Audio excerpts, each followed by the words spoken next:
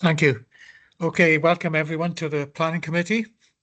And the first item on our agenda, any apologies for absence? From No, we had Councillor one. Mary Jones, Chair. Yeah. No others? No? Okay, thank you. Item 2, are there any disclosures of personal or prejudicial interests? Are there any? No hands up. Okay, thank you. Item 3 then is to approve and sign the minutes of the previous meetings that we held on the 13th and the 15th of last month in May. And that's on pages 1, 2, and 3. If somebody moves the true record, please. Thank you. Item 4, any items for deferral or withdrawal? No, Chair. There are none, thankfully. Right. Item 5 then is the determination of planning applications under the Town and Country Planning Act.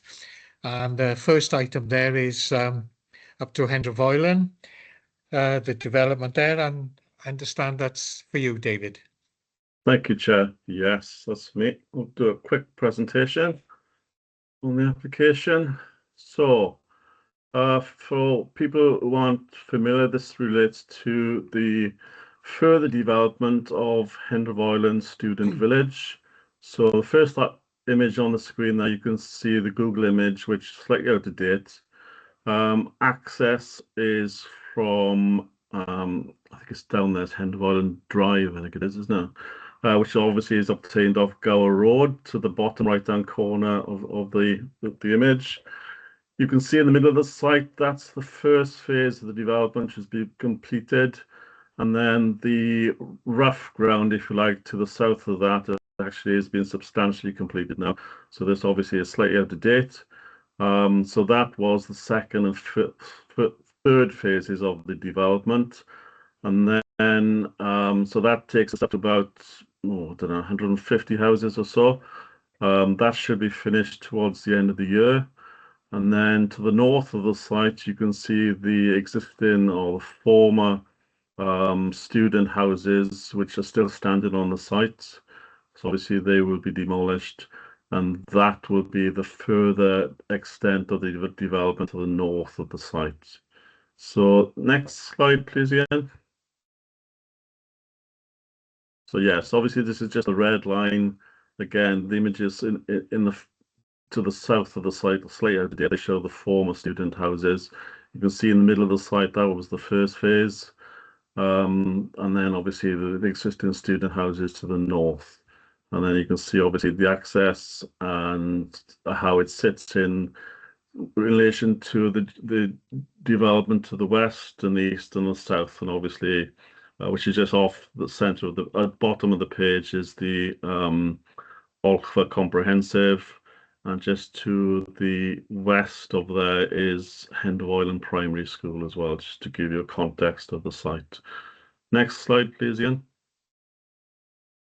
Again, so just superimposed onto the OS plan, they will be phases 4 and 5, obviously will be the next phases of this application, which will be subject to future reserve matters, subject to approval of the Section 93 today. And they obviously show where the existing student villages, the detached buildings are on the site. And the next slide, please, Ian.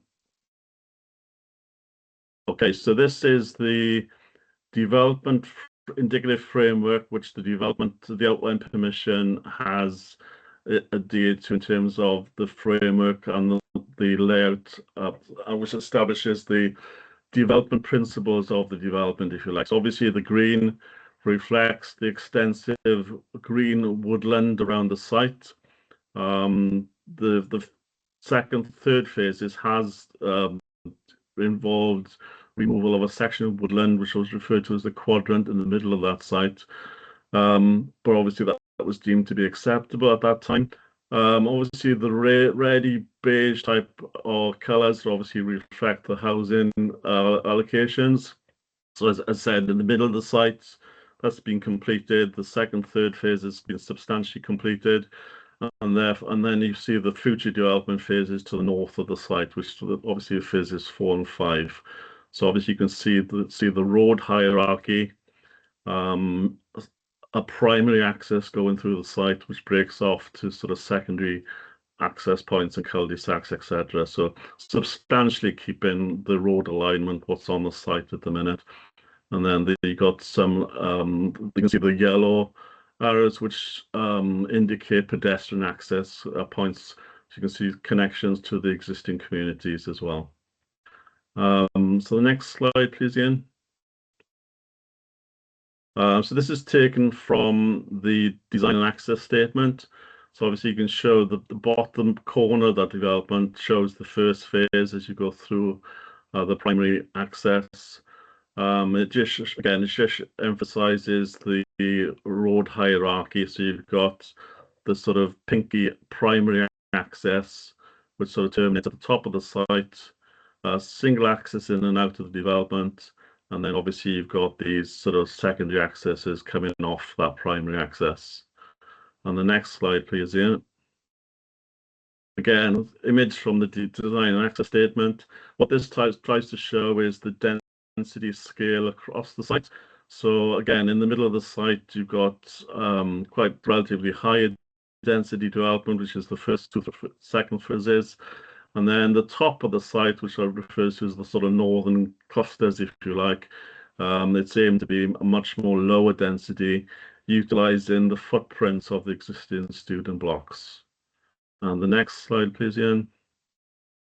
Again, this is the revised indicative development framework, just gives you a bit more detail, establishes how the principles of the development in terms of frontages to the access roads, relationships to the woodland area, scale development, etc. And then it also keeps, I think it's point 5, I think keeps the area of public open space, the leap area within the middle of the site. And this is just the last slide. This shows, I'll go on to this in the middle in the report, but this shows at the northeastern corner of the site, which this application relates to. Basically, they look into, you can just see that in the middle of the slide that you've got an existing car park. So they just look into increase the density at that point of the site over and above what's already been approved, just to try and keep the numbers up. But the development capacity for the site is up to 300. It's very unlikely they'll hit that 300, but they want to aim to establish as many houses, obviously, within that parameter of 300 as possible. So if I just take you through then the main report for the development. So as I say, just go through the background first of all. So originally the permission was granted in 2016, outline permission. So that again, that's established the principles of the development through the indicative development framework plan, with a site capacity of about 300, retention of the woodland areas, etc. That was subject to ONS6 contribution in terms of education, affordable housing, transport contributions, most of which has already been paid. And then the first reserve matters was granted in 2016, 43 dwellings, obviously that was built out. The site was on hold for a while, and then the second reserve matters was implemented. 113 dwellings. Obviously, that's what's been completed as we speak. And then to complete the development, obviously, further reserve matters cannot be completed until the Section 3 has been approved to extend this permission. The remaining student blocks have already been given prior approval for demolition a couple of years ago, which is still valid, and there was a further Section 3 application to extend the original permission in 2019, which has been so the time period to allow further reserve matters on that permission expired in 2022, hence the current submission. So the current Section 3 application before you today essentially seeks to vary conditions 1 and 3 of the permission.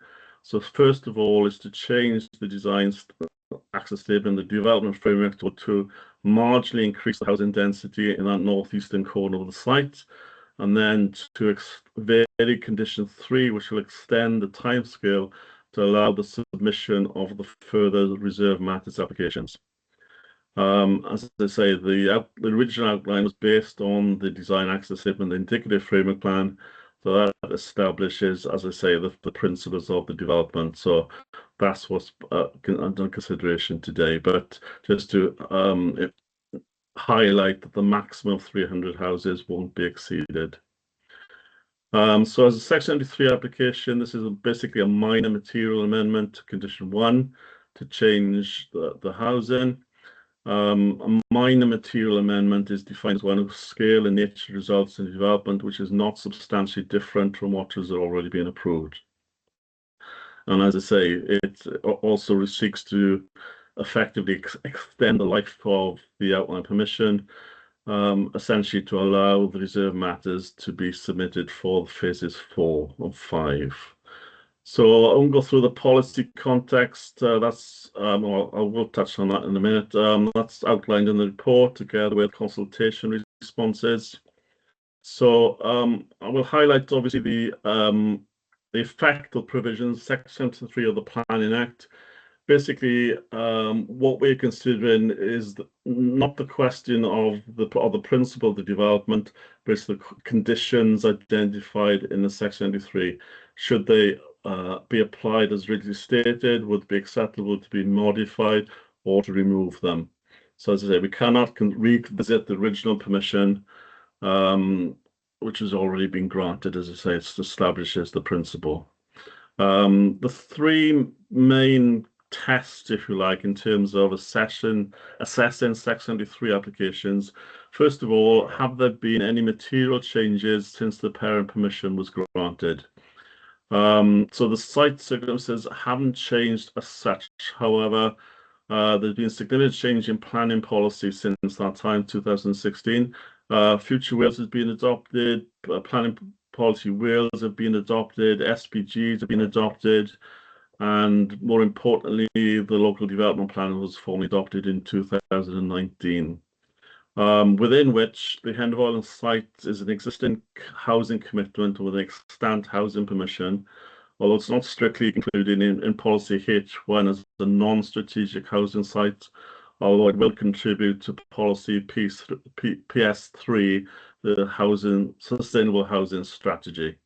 So the 300 units will make a significant contribution to the council's housing land availability, and the principle of the development of residential development is now firmly established in the development plan. Second question, whether developers' failure to implement all the development subject to development permission has contributed to any uncertainty about the future pattern of development in the area. Whilst the development was on hold for a while, obviously the last 2 or 3 years development has been underway.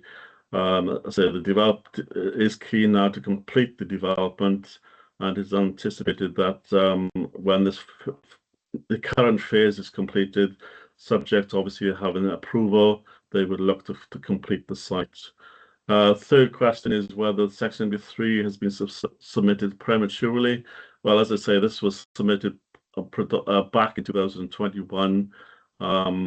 It's been amended effectively because originally they sought to remove a section of the site which was a woodland pocket which had green infrastructure ecology issues. So that has since been removed from this development. So that's not under consideration anymore. So it's not considered to be premature in that context. So the layout is deemed to be acceptable in terms of increasing the density at the top of the site, and overall is set up in terms of context of LDP, placemaking guidance, residential development. I would highlight the issues of bats within the site. There are bats in existing remaining student buildings which would need to develop protected species development license. That mitigation to remove is ongoing, but the full mitigation will obviously require new buildings to be built, which will be part of the reserve matter. So they could go in garages or outbuildings, for example. So that would be subject to the detailed scheme which will come forward. So yeah, that'll be subject to further planning application and subject to the protected species license. So as a Section 3 application, we are effectively granted or would be granted a new permission. The LPA then decides which conditions need to differ from the previous permission. Some of the conditions, most of the conditions have been retained, but the wording has been upgraded to reflect where some of those conditions have been discharged and to reflect references and future discharge applications to be submitted as well. So in conclusion, the site is a sustainable housing site. It's existing housing commitments, got previous extant planning permissions. In accordance with development plan policy, the approval will allow further submission of the reserve matters and therefore will meet the aspirations of the LDP. Back to you, Chair.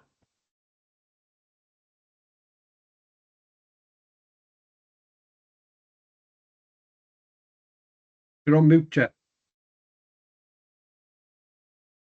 You're on mute, Chair.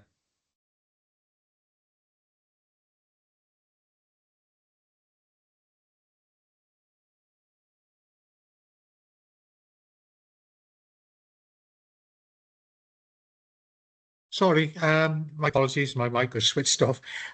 We now have Rhys Govier to address the committee, and you have your 5 minutes, Rhys.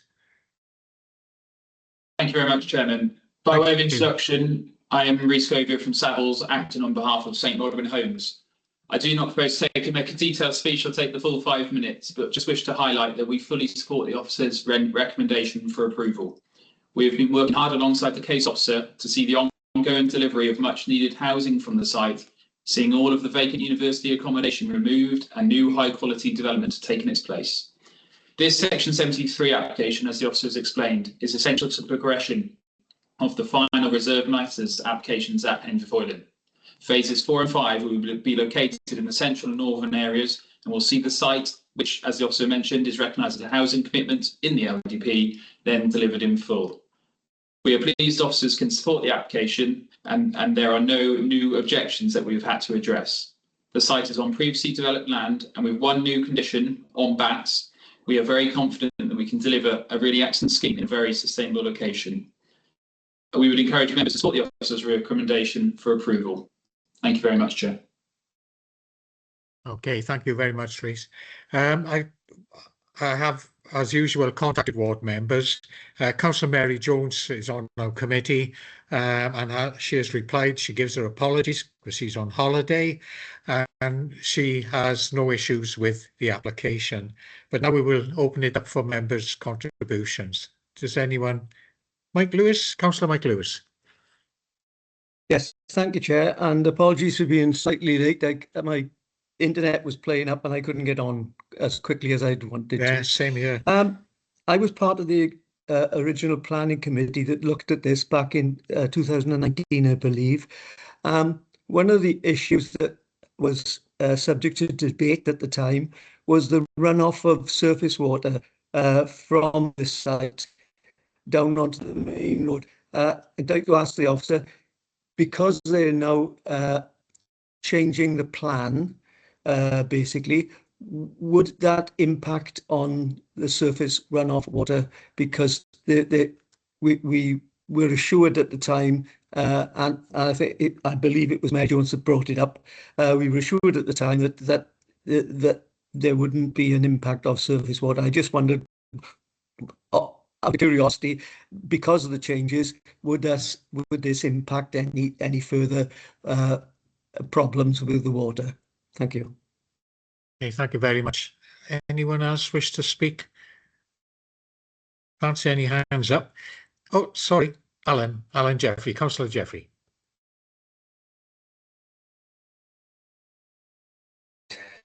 Can you hear? Yep. Thank you, Chair.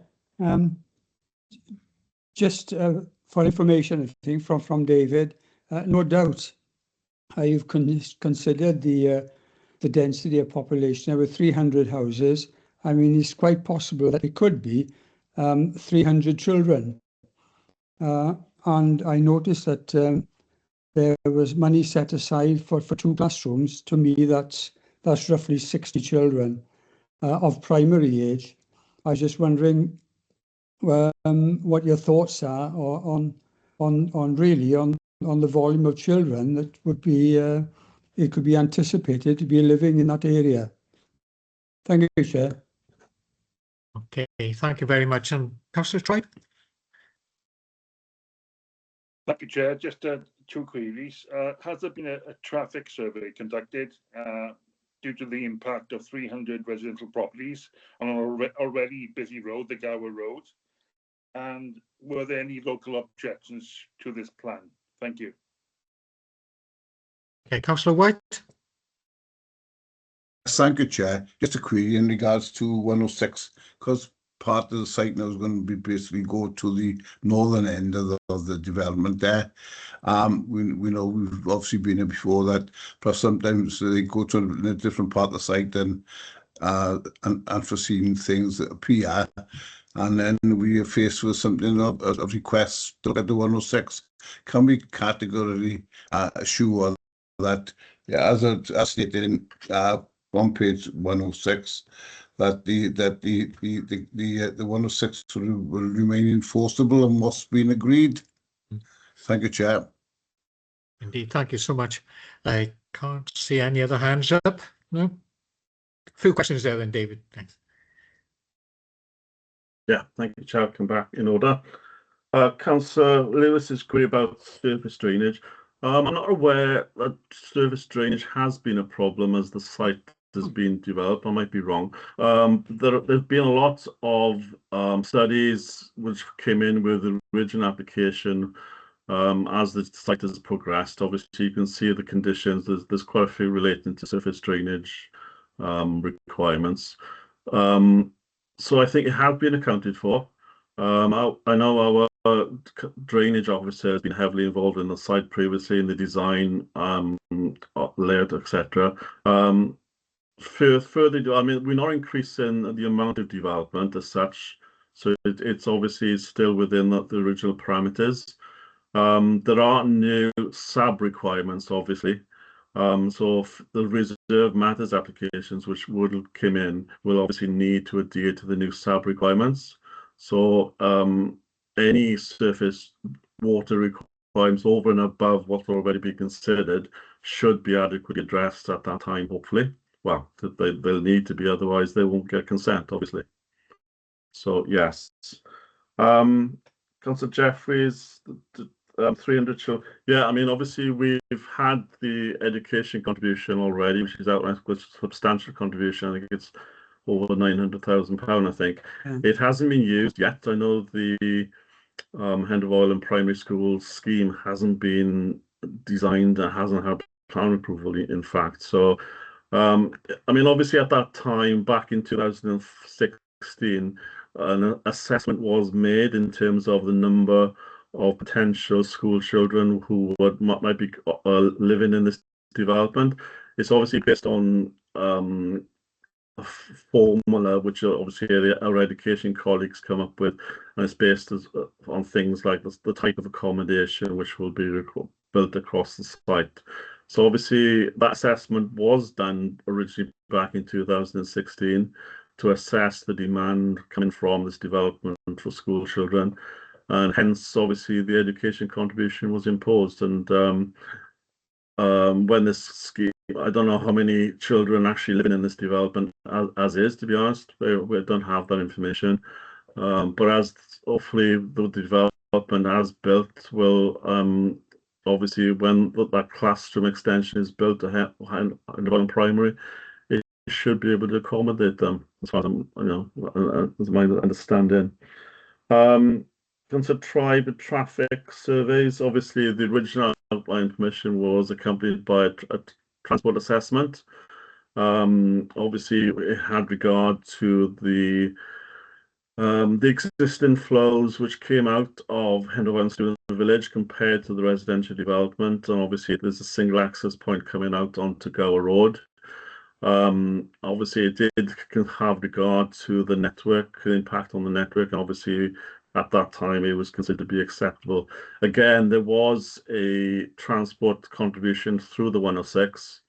It related to the upgrade of the traffic lights, which are basically down towards Calais, by what was referred to as the Armine Junction, basically where Mary Jones lives, effectively, as you probably be aware on that junction. So there was deemed to be a requirement to upgrade the highway. Subject to that, it was deemed to be acceptable. Again, with regard to Councillor White, obviously, we referred to, I mean, let's say that the three contributions in the 106, it was the education contribution, transport contribution, which both have already been paid, obviously with us for us to utilise. And then the third one, obviously, relates to affordable housing, which is the 10% contribution on the development, and that will need to be adhered to for the future phases of this development. So as a 106, that's enshrined within the outline permission, and because of the wording as such, that will be enforceable against future permissions across the site. So again, two of the clauses are already being adhered to, but the last remaining one, affordable housing, will also need to be adhered to through this, and be enforceable through the existing 106 agreement. There you go. Thank you, David. I can't see any other hands up to speak. No. Sure. Okay. Gareth, if we could then move to take the vote. You see the recommendation is one to approve. So we'll now take that vote, please. Yes, Chair. So Councillor Meyer Baker, For. Peter Black, For. Phil Downing, For. Alan Jeffrey, For. Mary Jones not present, Mike Lewis, For. Nicola Matthews, For. Mark Tribe, For. Mike White, For. Andrew Williams, For. and Paul Lloyd. I'm for. Well, that's unanimous, Chair. That's Everybody unanimous. for. Thank you very Yeah. much. Thank you, Gareth. So anyway, the next item now is item 6, which is an update on TAN 15. Thank you. Over to you, Ian. Sorry. Thank you, Chair. Just to provide really a verbal update to members on the changes to TAN 15. As you'll be aware, over the last few years, it's been an issue that's been quite high profile in dealing with planning applications and in LDPs. Welsh Government published the new TAN, which took effect on the 31st of March this year. And what the TAN says that any planning application submitted before the 31st of March is still considered under the terms of the old TAN. But any application submitted from the 31st of March will now need to be considered under the new TAN. So for a while, you may see applications come into committee which will refer to the old TAN, refer to the new TAN. So we'll try and guide you through the process as best we can when those applications are being considered. So the principles of the TAN really haven't changed that much. It's still based on flood maps, and they identify flood risk zones. And the TAN still includes vulnerability consideration. So it classifies different types of development and whether they are highly vulnerable or less vulnerable. And those definitions have not changed in the new TAN. It's still risk-based, so seeks to limit exposure to risk for the most vulnerable development in areas of highest risk. And applications on LDPs still require evidence either before allocation in the case of LDPs or in determination of individual applications. There have been some key changes to the TANs. So I mentioned flood maps. Under the old TAN, the flood maps were called development advice maps or DAM maps. They've now been superseded by the flood maps for planning. There's an inclusion of climate change in the mapping and design events, which wasn't included in the previous TAN.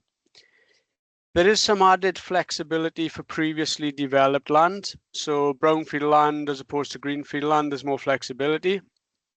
Justification test has changed. the plan-led approach to LDPs, additional weight is added to LDPs and the need for strategic flood consequences assessments, which must be undertaken when LDPs are produced. So essentially, when land is allocated, it's supported by a strategic flood consequence assessment. The new TAN also takes into account flood risk from surface water and small watercourses, which wasn't part of the previous TAN. It includes a section on coastal erosion, which was formerly in TAN 14, so that's been replaced and included in TAN 15. And one of the underlying themes of the TAN is promotion of flood resilience. In terms of the flood maps for planning, the river and sea zones that are identified on the maps are based on national generalised modelling and, where available, detailed local models. And the flood zones are updated every 6 months, and it's expected to be May and November when the updates take place. There is a process for challenging flood map allocations. So if a developer doesn't agree with the allocation or the identified zone on a flood map, there is a process for them to challenge it. That's to NRW, not to the council. Surface water mapping, those zones are based on generalised mapping only. So in terms of flood zones, there are 4 flood zones identified on the new flood maps. Zone 1, and in Zone 1, all types of development for all vulnerabilities are acceptable.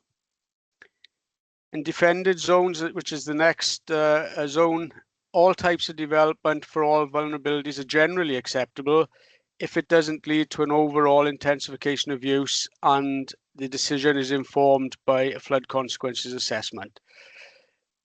The next zone is Zone 2. The TAN says that LDPs can allocate sites for new development and redevelopment of any vulnerability that are necessary to achieve the aspirations of the LDP to regenerate communities. So you can allocate land, but these allocations would need to be supported by the strategic flood consequences assessment. In terms of planning applications, applications for new highly vulnerable development would only be acceptable in Zone 2 on allocated sites, and applications for redevelopment would need to demonstrate they deliver the strategic aims of the LDP and be supported by a flood consequences assessment. The final zone is Zone 3. That's the most land at most risk of flooding. So the TAN says that LDPs must not allocate sites for new highly vulnerable development, and sites for less vulnerable new development should only be allocated by exception. So LDPs, Zone 3, no new highly vulnerable development, less vulnerable development only by exception. And these exceptions are set out in the TAN and include matters such as national security and energy security. Allocations for redevelopment are only appropriate if they're essential to the LDP strategy. So as part of the LDP, you'd have to look at what your strategy is.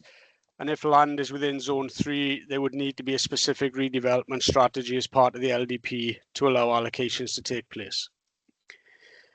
Applications for new highly vulnerable development are not appropriate in this zone and would be subject of a ministerial notification direction. So should a local authority be inclined to approve an application in Zone 3, there's a process where we have to refer matters to Welsh Government for decision.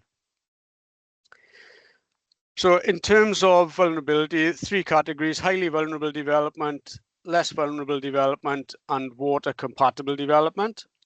So highly vulnerable development would include developments such as residential development, schools and childcare establishments, colleges and universities, hospital and medical facilities, especially vulnerable industrial development and waste disposal sites, so I guess where there's a risk of pollution as a result of the flooding, emergency service sites, and building to provide emergency centres in time of flood.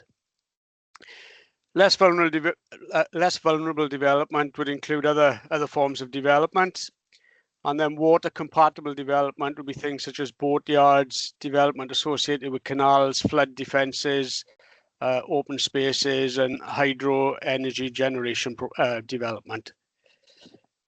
So in terms of the forms of development, the TAN recognises that many communities are located already in areas of higher risk of flooding, and accepts that these communities should be allowed to adapt, change and regenerate. The national strategy is clear that risk needs to be managed, and the TAN requires a proportionate response depending on that risk. So the TAN has two definitions of development. So there's new development, which is any development on greenfield land, and redevelopment, which is any development on previously developed land, and previously developed land is defined in planning policy Wales.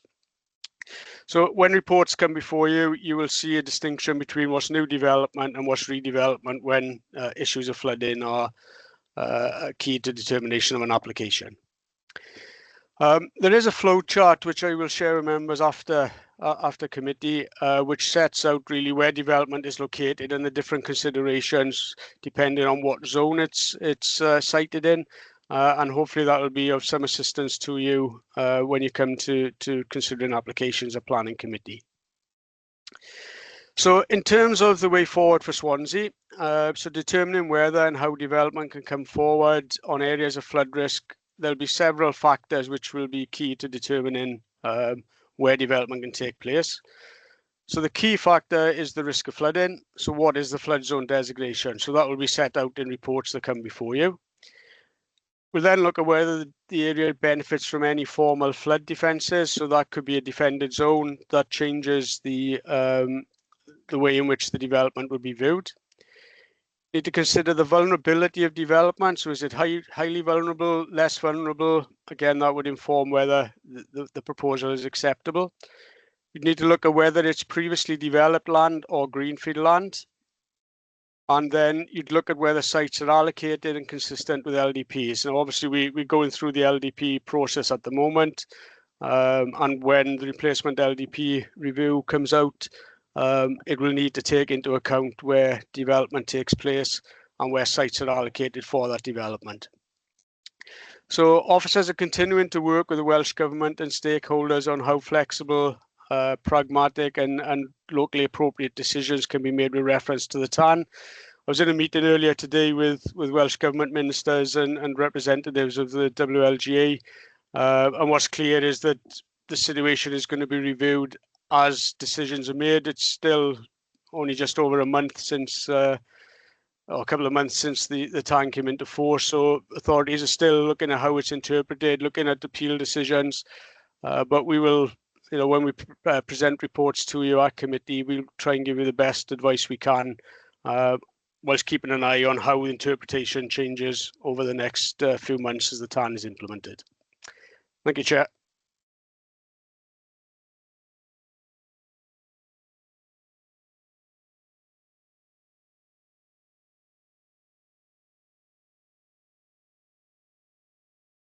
We're on mute, Chair, I think. My apologies. Councillor Downing, would you like to ask a question, please? Thank you, Ian. Got to be honest, you said quite a lot there. So are you going to send us out a briefing note on what you've just said? Because obviously I've forgotten what you said in the beginning. Yeah, certainly I can do that. Yeah, I send it out with the flow chart. Yeah. You mentioned flood consequential report a few times. Yeah. So at this moment in time, a developer comes in with a flood consequential, they have to pay for that. That's right. Yeah. So these consequential reports, now you've mentioned, have we got to do any of them, which is going to cost us extra money, or is it all down to developers? And my last question is, you may have said this now through obviously, planning permission that we've allowed up to now and falls into zone 3, I think it's zone 3, what happens to that? Okay. So in terms of planning applications, the responsibility for producing the flood consequences assessment rests with the applicant or the developer. So that would be submitted, it's a validation requirement, will be submitted as part of a planning application, and that will be reviewed by NRW and our drainage department. And that would inform then the responses would inform the decision. As part of the LDP review, it would be the council's responsibility to carry out a strategic flood consequences assessment as it relates to the council's document. The LDP is the council's document. In terms of planning permissions already granted, they're already granted. The new TAN only applies to development that is yet to have a decision. So anything submitted from the 31st of March. Okay, thank you. Councillor Mike White. Yes, thank you, Chair. Yes, he only mentioned obviously more input with NRW. Now, past experience with NRW, as you know, it's like you're working like pulling teeth, isn't it, to try and get them to get involved and take the responsibilities. Do you feel that they might then perhaps say that they said that they're saying that they're going to have more resources than that to do they do carry out the duties which they have been asked to do by the Welsh Government? Do you feel that they might then just still try to pass the back on to the local authorities? They started reconsultee on planning applications, and one of their remits would be as a consultee for flood consequences assessment. One of the changes in legislation linked to the TAN was the consultation requirement. There was an update to that, so it would still be their responsibility to advise. But the TAN sets out, where we consult them. There would be circumstances where even if a flood consequences assessment was submitted, if the principle of development is unacceptable, they wouldn't review the FCA because in principle, the development is unacceptable. So it's highly vulnerable development in zone 3. If it doesn't meet the test of the TAN, they wouldn't comment because we shouldn't be recommending approval of the application. We should be refusing it in principle anyway. Mm-hmm. Okay, thank you, Ian. Anyone else wish to ask a question? No? Sure. Okay, thanks, Anne. Thank you for that, Ian. Excellent. So that concludes our meeting for today, and we have another meeting booked in for the 1st of July. So thank you all. Thank you very much. Bye now. Thank you, Chair. Bye, Chair. Yeah, see you, Chair.